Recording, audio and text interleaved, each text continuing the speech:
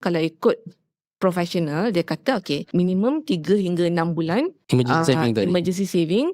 Lagi lama, lagi banyak, lagi bagus. Okey. Tapi ada juga setengah orang dia macam dah sampai 6 bulan tu sambung lagi jadi 12 bulan sebab dia masih lagi risau. Kan? Jadi terpulanglah pada sesiapa. Saya masa saya berhenti tu, kata tak silap saya punya emergency saving sebab saya pindah Ipoh, lower cost of Makin living. tinggi dia, makin lama dia punya makin lama boleh tahan. Jadi semua tu macam saya factorkan jugalah. Benda ni saya rasa boleh tahan. Maybe kalau saya betul-betul jaga kewangan, maybe boleh tahan setahun kot untuk cuba try. Faham. Tapi kalau saya duduk KL, lagi sekejap lah. sangatlah sekejap habis.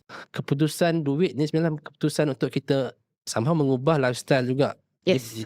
Contoh senang kalau kita ada 10,000, komitmen kita 1,000 sebulan, tahan 10 bulan. Betul. Kalau kita ada 10,000, komitmen kita 500 bulan, tahan 20 bulan. So kalau matematik dia macam itulah. Yalah, matematik ni nampak senang. Matematik nampak senang. Tapi bila nak buat macam okey.